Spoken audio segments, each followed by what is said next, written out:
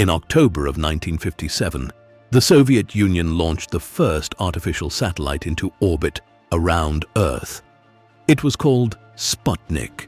It was about the size of a beach ball. It transmitted a simple radio signal that anyone with a shortwave receiver could hear anywhere in the world. The launch shocked the United States. It rewrote global politics. It started the space race. 4 years later, in April of 1961, the same Soviet program launched the first human being into space, a young pilot named Yuri Gagarin. The Soviet Union celebrated. The world celebrated. Newspapers across every continent ran headlines praising the brilliant Soviet engineers who had done what no one else could.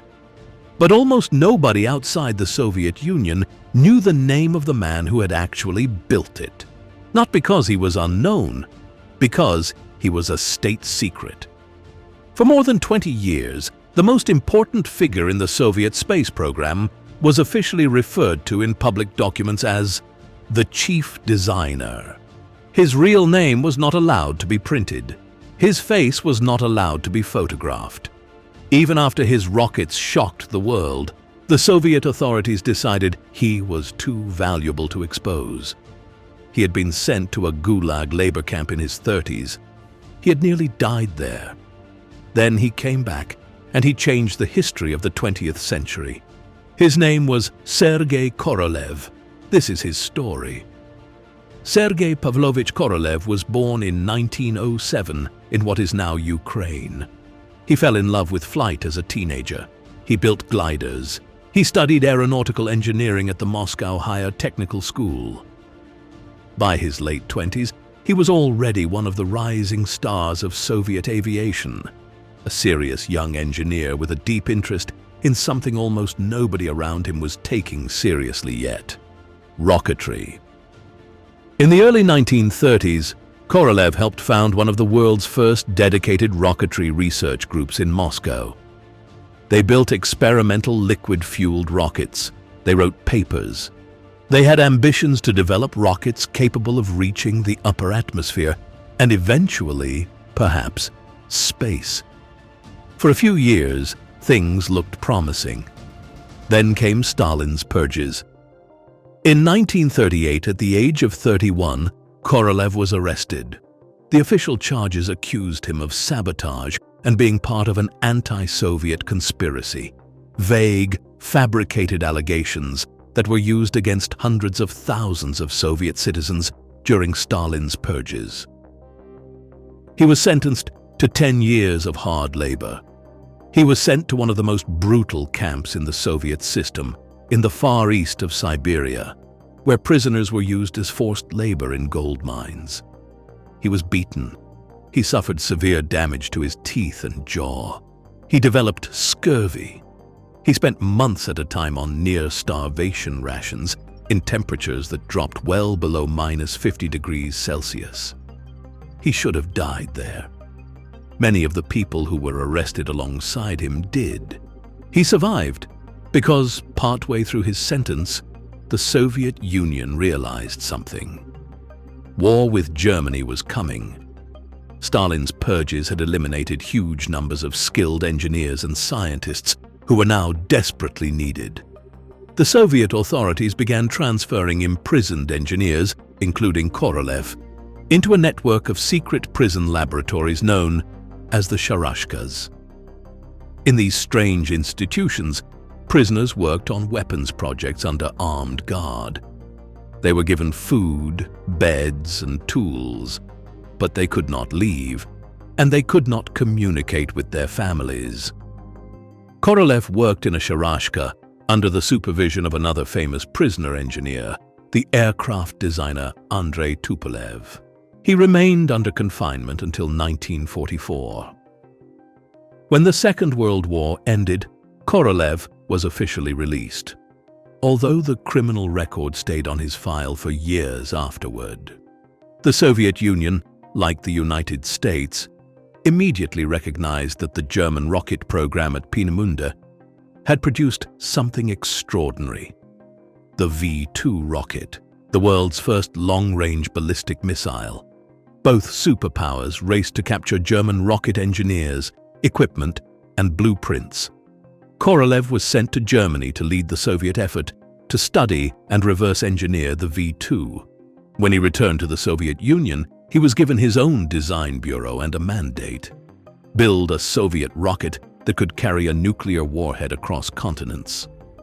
For the next decade, that is exactly what he did.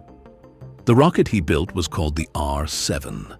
It was, by far, the largest and most powerful rocket the world had ever seen. The R-7 was designed as an intercontinental ballistic missile. Its job was to deliver nuclear weapons to the United States. But Korolev knew something the Soviet military did not always appreciate. A rocket powerful enough to throw a warhead halfway around the world was also a rocket powerful enough to put objects into orbit. In October of 1957, with relatively modest modifications, the R-7 launched Sputnik 1. The world had never seen anything like it. Less than a month later, the Soviets launched Sputnik 2, carrying the first living creature into orbit, a dog named Laika. The shock to the American public was profound. The United States had assumed it was technologically ahead of the Soviet Union in almost every important field. Sputnik changed that overnight. Over the next 3 years, Korolev's bureau launched probe after probe. The first object to fly past the moon, the first to impact the moon, the first to photograph its far side. And then, on April 12, 1961, the R-7, now redesigned to carry a human-rated capsule, launched Yuri Gagarin into orbit. Gagarin became the most famous person on Earth almost overnight. Korolev's name was still officially classified. For the next 5 years, Korolev led nearly every major Soviet space program. Vostok, Voskhod, the first spacewalk, the first probe to land on Venus. He was, by any objective measure, the most accomplished living rocket engineer on the planet. But the Soviet authorities continued to insist that his identity be kept secret. They argued that Western intelligence agencies might try to assassinate him if his importance became known. Whether that was a serious risk or simply an excuse, the result was the same. Korolev could not publish under his name. He could not give public interviews. Korolev was nominated for the Nobel Prize, but Soviet authorities refused to reveal his identity publicly, preventing the nomination from proceeding in the normal way. He lived in this strange limbo for the rest of his life. The chief architect of the most globally watched science program in human history, who was not allowed to be publicly acknowledged. He worked himself relentlessly. Long hours, constant pressure, multiple competing programs running at once. The Gulag years had broken his health more than he ever admitted publicly. In January of 1966, Korolev was admitted to a Moscow hospital for what was supposed to be routine colon surgery. He never came out of it. The surgeons encountered complications. There are competing accounts of exactly what went wrong. Some blame the surgical team. Others point to Korolev's underlying health, weakened by years in the camps. He died during surgery following serious complications at the age of 59. For the first time, his name was published in the Soviet press. The state acknowledged finally who had built the rockets. There was an enormous public funeral in Red Square. His ashes were placed in the Kremlin wall, one of the highest honors the Soviet Union ever gave.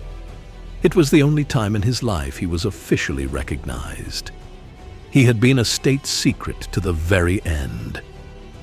After Korolev's death, the Soviet space program began to lose ground. The chief designer who had held it together with sheer force of will was gone. The American Apollo program, which Korolev had been racing against for years, reached the moon in 1969, a goal he had been working toward when he died. But every important piece of the early space age, Sputnik, Laika, Vostok, Gagarin, the early Soviet probes to Venus and Mars, all of it was his work. A man who was sent to a gulag at 31, who came back, built the rockets that started the space age, and whose name was hidden from the world for the next 20 years. The chief designer. That was who he was officially, when he was alive. We can call him Sergei Korolev now. He earned it.